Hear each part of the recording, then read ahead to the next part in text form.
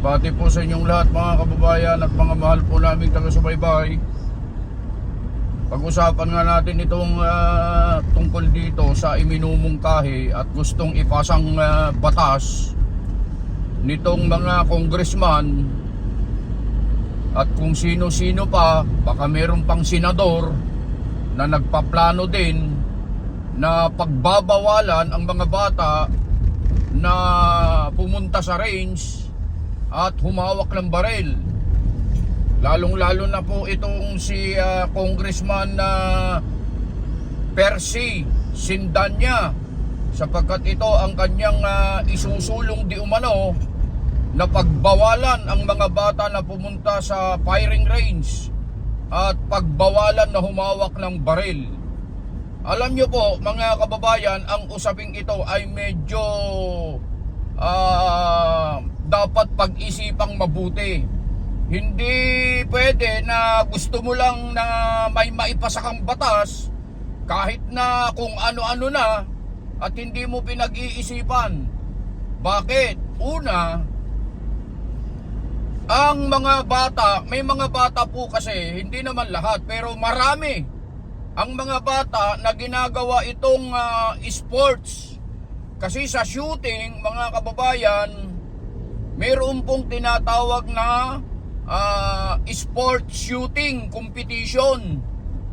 Ang tawag namin dyan, practical shooting competition. So, may mga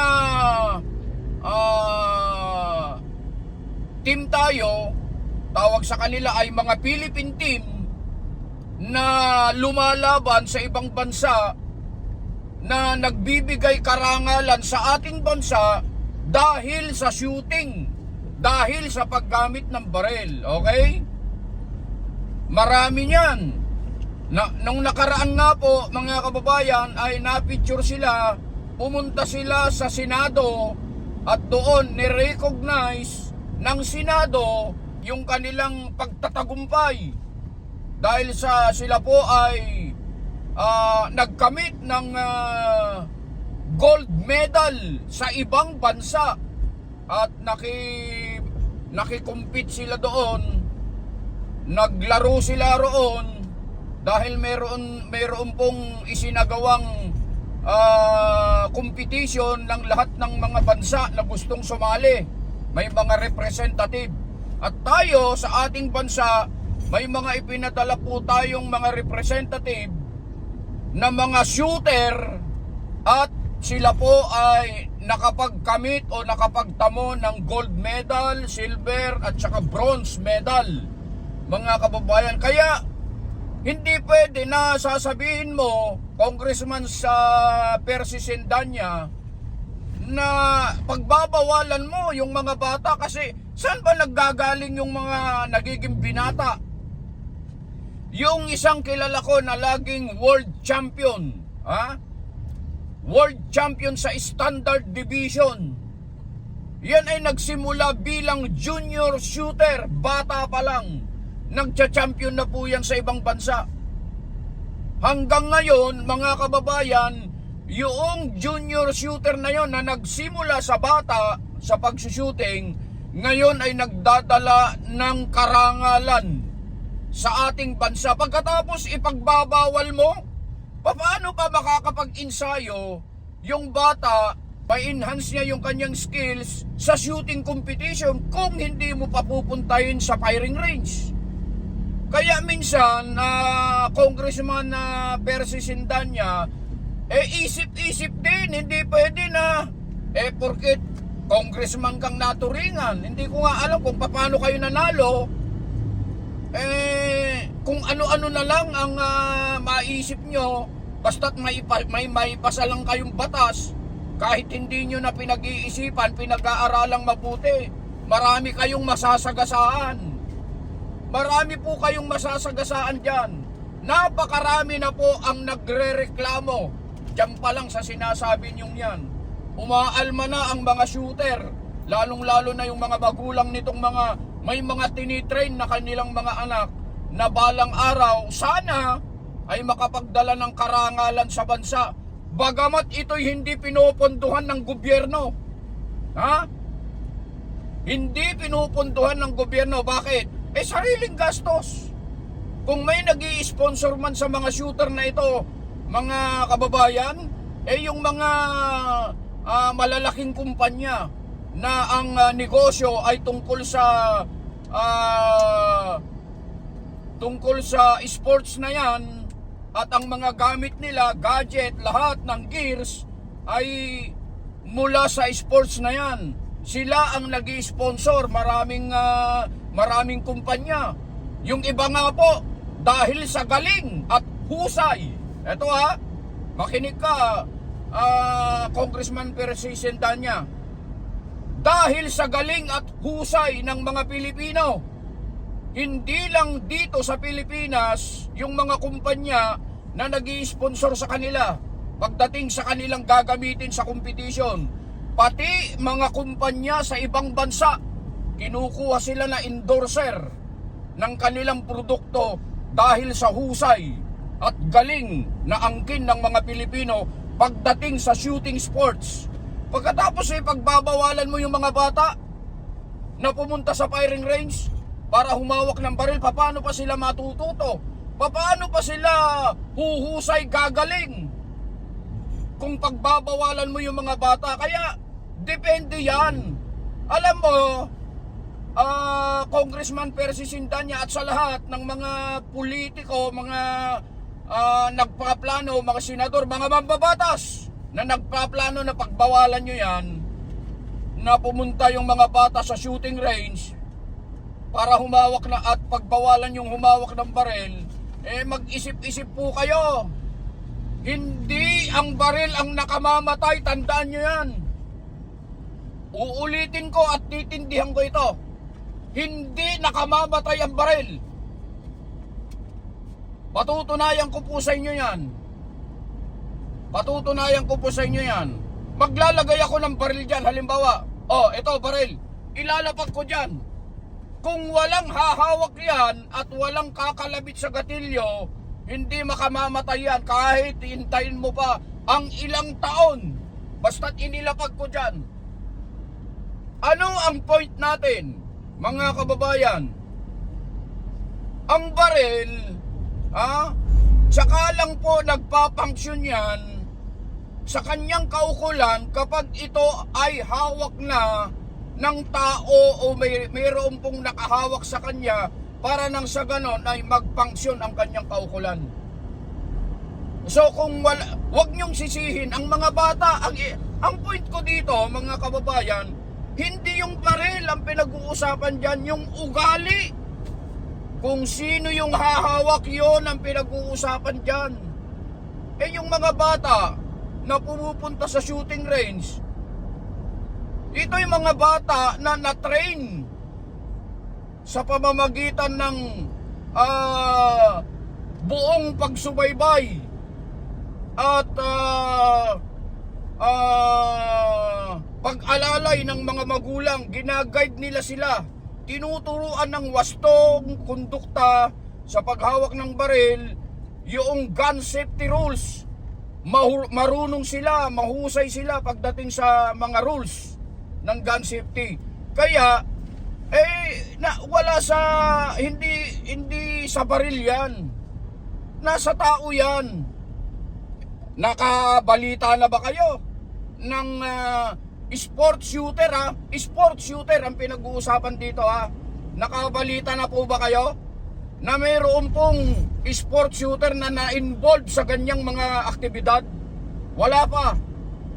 Sa tanang buhay ko, sa tagal ko na sa sport shooting industry, sa tagal ko na sa practical shooting, wala pa po akong nababalitaan na sport shooter na involved sa ganyang karahasan na katulad nung nangyari sa Tacloban. Wala pa po niyan. Kasi mga kababayan, disiplinado po ang mga sport shooter. Meron po kasi kaming mga lecture na tinatanggap, pagtuturo doon sa mga matatanda, mga veterano kumbaga, na kailangan ng disiplina. Napakatindi napakasidhi ng pagtuturo ng mga trainer, ng mga nagga-guide sa mga manlalaro pagdating sa sport shooting, na pinaiigting yung safety. Ang number 1 po na itinuturo dyan, safety, mga kababayan. Kahit sa labas, subukan mo yung bata na naglalaro sa shooting sports, magkalat ka ng baril dyan. Hindi nila pakikialaman yan ng katulad ng ginawa ng mga bata na ito, na pinagplanuhan talaga nila. Itong mga batang ito na sinasabi ko na marunong sa gun safety, pag nakakita sila ng ganyan, alam nila kung paano i-manage yan. Sasabihin nila, at kung hahawakan man nila, alam nila ang safety. Kasi ang unang itinuturo dito, ang pinaka-importante na itinuturo dito, mga kababayan, ay yung safety. Hindi lamang sa humahawak, kundi maging sa safety ng mga taong nakapaligid sa kanya. Kaya nga dun sa, kung hindi pa siguro nakakapunta itong si Congressman Percy Sendanya sa mga shooting competition, subukan nyo pati yung mga mambabatas na nagpaplano na pagbawalan ng mga bata na humawak ng baril at pumunta sa shooting range. Pumunta kayo sa shooting range during practical shooting competition. Makikita nyo kung gaano kadisiplina ang mga manlalaro dyan pagdating sa paghawak ng baril, at kung paano sila ginaguide, kung paano sila tinuturuan ng mga range officer pagdating sa safety. At alam yan ng lahat ng mga manlalaro, alam yan ng lahat ng mga competitors. Hindi basta-basta sumalang ka dyan na wala kang alam. Hindi pwede yun. Hindi pwede yun. Kaya nga po, sa pag-avail o pagkuha ng baril na lisensyado, registered, meron tayong tinatawag na license to own and possess firearms. Napakahirap kunin yun. Bakit nyo idadama yung mga law-abiding citizen dyan sa nangyaring masamang nangyari sa Bacolod? Bakit nyo idadama yung mga bata na ang ginagawa lang naman nila ay naglalaro, yung kanilang kinahihiligan katulad ng sports na ito, ginagawa nilang hobby? Yan ay ikinararangal ng mga magulang. Sariling Google ang ginagamit dyan.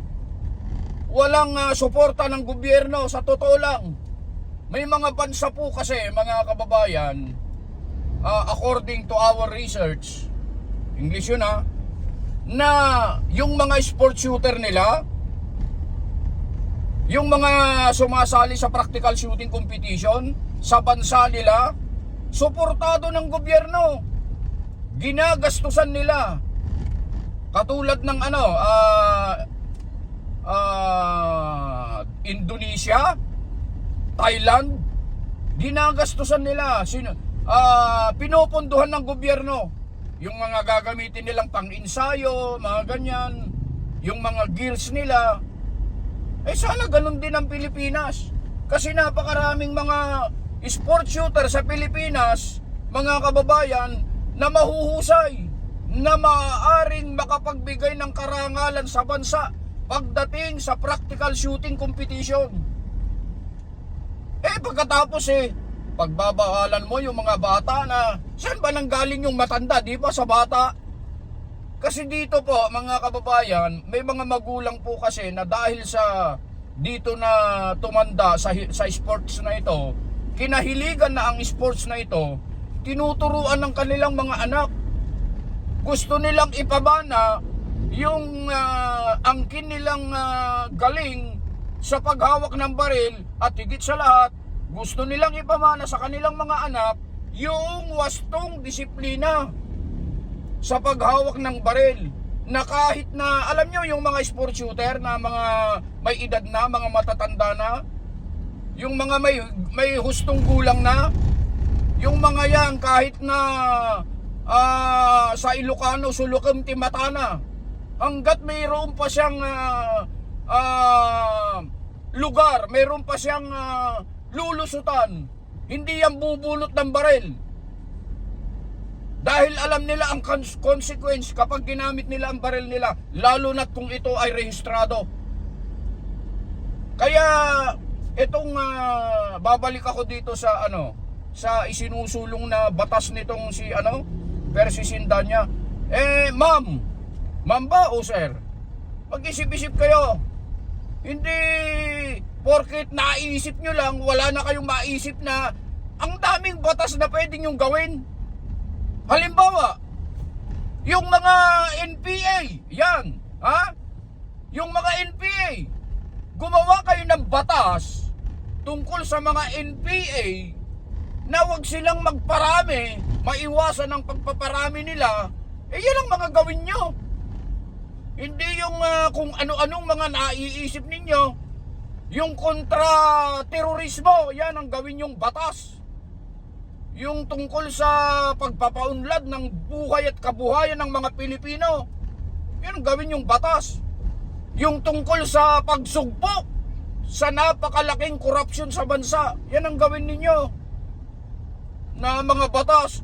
Yung paglaban sa mga adik sa lipunan na siyang nagiging dahilan kung bakit maraming mga krimen ang nangyayari sa bansa dahil sa paggamit ng mga bata. Yan, maraming talagang gumagamit. Mga bata pa, gumagamit na sila ng ipinagbabawal na gamot.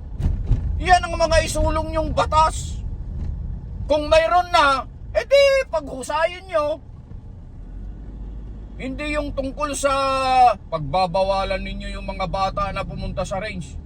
Paano yung mga naglalaro, sport shooter, idadamay nyo pa. Ang dami pong mga, sa totoo lang yung mga sport shooter, napakaraming galit sa inyo. Umaalma sila sa inyo dahil sa panukalan nyo yan. Pag itinuloy nyo yan, makikita ninyo ang galit ng mga sport shooter na wala namang kinalaman dyan, na dinadamay nyo dahil dito sa pagsusulong ninyo, pinaplano ninyong isusulong nyo pagbawalan ng mga bata na pumunta sa firing range at pagbawalan silang humawak ng baril. Isang napakalaking kamangmangan ang isinusulong nyong yan. Hindi ito tawag dito, hindi papabor sa inyo. Ang ginagawang ito ay libangan, ginagawang pagpalipasan ng oras, ginagawa nilang stress reliever. Yan, ginagawa nilang stress, kasi nai-stress sila sa mga nangyayari sa bansa. Ang dami kang pwedeng pagkomentuhan, katulad ng korupsyon. Bakit hindi nyo mabanggit-banggit yung korupsyon na trilyon? Ikaw, Congressman Percy Sindanya, meron ka na bang sinabi sa korupsyon, sa mga magnanakaw na ninakaw ang trilyon na pondo ng ating bansa? Pero meron ba kayong sinabi, kayong lahat na nasa akbayan, mga laging nagpoprotesta noon, na laging kumukontra sa gobyerno, pero ngayon kakampi nyo na ang gobyerno? Meron po ba kayong sinabi?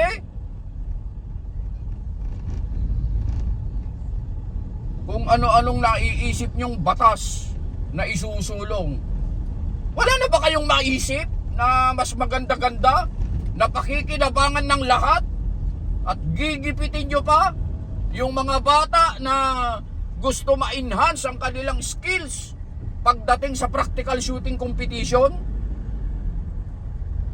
Ako po kasi, mga kababayan, isa akong range officer. Marami po akong na-encounter ng mga bata na naglalaro. Mas marurunong pa sila sa safety kaysa sa matatanda, sa totoo lang. Kaya yung damdamin ko Alam ko yung damdamin ng mga magulang ng mga batang ito nung mabasa nila, mapanood at makita na meron daw di umanong isang congressman na nagsusulong, balak isulong, pagbawalan ng mga bata na pumunta sa shooting range, pagbawalan na humawak ng baril, samantalang yung mga batang ino-officiate namin sa shooting range during practical shooting competition, mas marunong pa sila